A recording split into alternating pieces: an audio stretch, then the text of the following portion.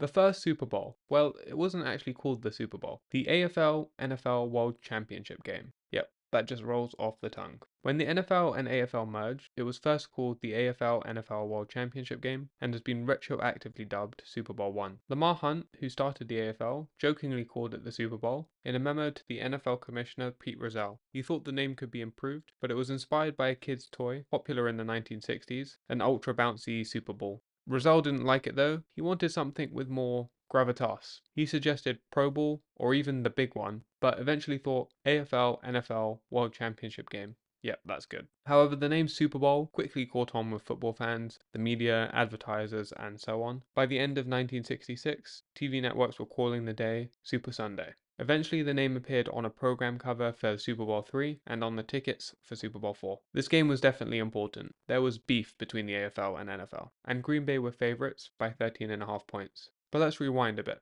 It was 1960. The NFL was entering its 41st season, but this year was different. The young kid on the block had arrived, the AFL. The NFL had seen competitors crop up over the years, and they didn't do too well, so they initially chose to ignore the new league. But the AFL was not like the leagues that came before it. It actually did pretty well during the 1960s. As the AFL grew in popularity, there was competition between the two for new talent. The unspoken rule was that either league wouldn't sign players who were already under contract with a team from the opposing league, but the NFL would violate that when the Giants signed a place kicker who was under contract with the Bills. That led to a response by the AFL, who signed quite a few NFL players. Another noteworthy case of competition for new talent was Joe Namath. He was drafted 12th overall by the St. Louis Cardinals and 1st overall by the New York Jets. The Cardinals offered him $200,000 and a Lincoln Continental, but he could not play in the upcoming Orange Bowl. The Jets offered him $427,000 and he was allowed to play in the game. Eventually, the NFL got tired of these battles, and in 1966, a merger agreement was signed. The two leagues would merge into one in 1969. But till then, we had the AFL NFL World Championship.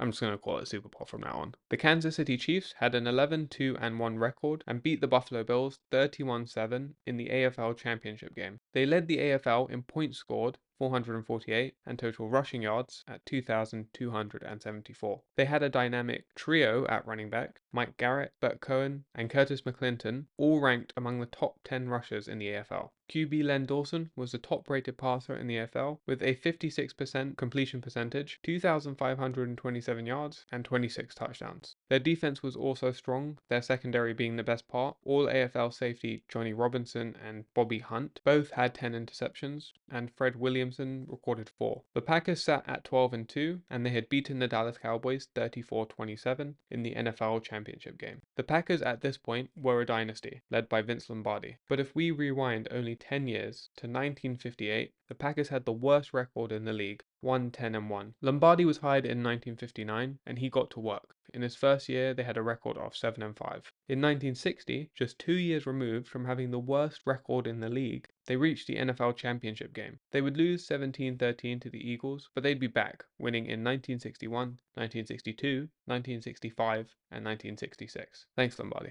And Hall of Famer Bart Starr was a top-rated quarterback in 1966 and won the MVP with a 62.2% completion percentage, 2,257 yards, and 14 touchdowns. So the NFL and AFL had been in competition for a while now, and there was certainly tension. The NFL wanted the Packers to win by a lot to demonstrate the superiority of the league. Lombardi said, "We got to win by 21 points to prove the NFL is superior to the AFL." And for the AFL, this was an opportunity to show the AFL is just as good as the NFL. And it was somewhat poetic because the Chiefs owner was Lamar Hunt, who started the AFL, and the Packers were one of, if not the best team in NFL history. So it was an NFL juggernaut against the upstart AFL founders team. Nerves were in the air that game. Chiefs linebacker E.J. Holub said players were throwing up and wetting their pants in the tunnel. Lombardi was apparently violently shaking before kickoff as well. Prior to the game, Chiefs cornerback Fred "the Hammer" Williamson proclaimed 2 hammers, meaning a forearm blow to the head, to Boyd Dow and one to Carroll Dale should be enough. Tickets for this game were about $12, just over $100 adjusted for inflation. The good old days. But believe it or not, there seemed to be a general sense that the ticket prices were far too high. I guess it's all relative. And that might be partly why Super Bowl I was the only Super Bowl that was not a sellout, with 33,000 of the 94,000 seats going unfilled. even though there was a TV blackout in LA where it was hosted. Up until 2015, a home game couldn't be televised in the team's local market, so in this case LA, if 85% of the tickets weren't sold 72 hours before the starting time of the match. It was the only professional sports league to have such a policy. Since 2015, this policy has been suspended on a year-to-year basis. Some tried to fashion homemade antennas to pick up the broadcast. One guy was even selling plans on how to do it. But poor attendance was probably a good thing in this case, because early in the game, a big metal hand from the scoreboard clock fell 50 feet due to a malfunction. It could have been deadly if there were people sitting below. Between 50 to 60 million viewers would tune in to the Super Bowl, and this game was truly a blend of the AFL and NFL. When the Chiefs were on offense, they used the official AFL ball, and when the Packers were on offense, they used the official NFL ball. Even the refs were a mix of AFL and NFL.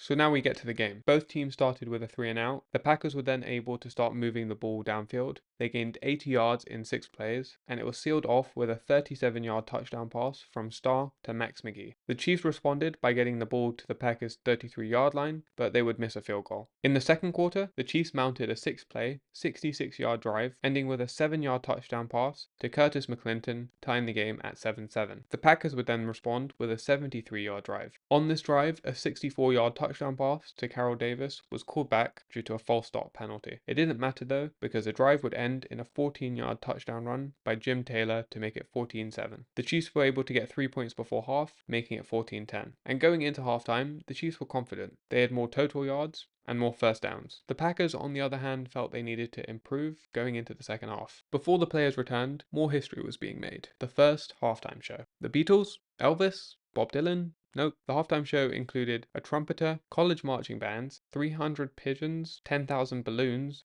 and men with jetpacks. The game has definitely evolved. So on the Chiefs' first drive in the third quarter, Dawson threw an interception to Willie Wood after a blitz collapsed the pocket. The interception was returned 50 yards to the Chiefs' 5-yard line, and it seemed to mark a turning point in the game. The interception on the 3rd and 5 situation seemingly changed the personality of the ball game. The Packers would then quickly run in for a 21-10 lead, and Lombardi's halftime words obviously resonated, because the Packers defense held the Chiefs scoreless for the rest of the game. They only passed the halfway mark once, for one play. They amassed only 12 yards in the third quarter, and the Packers would continue dominating, extending their lead 28-10 on a 13-yard touchdown pass to McGee. Midway through the fourth, the Packers were moving. Starr connected with Dale for a 27-yard pass, and McGee for 37 yards, advancing to the Chiefs' 18-yard line. Prior to this game, McGee only had 4 receptions the whole season, but today he had 7 for a total of 138 yards. A few plays later, Pitts rushed in from the 1 for a second touchdown, making it 35-10, and that's where it would end. And in the fourth quarter, Fred Williamson, who we spoke about earlier saying he could hammer a couple Packers players, collided with the Packers running back Donnie Anderson's knee head first, and then suffered a broken arm when a Chiefs linebacker fell on him. After the game, Lombardi would dunk on the AFL one last time, saying, "In my opinion, the Chiefs don't rate up with the top teams in the NFL. They're a good football team with fine speed, but I'd have to say NFL football is tougher." So that is history right there, the first Super Bowl. Alright, thanks for watching.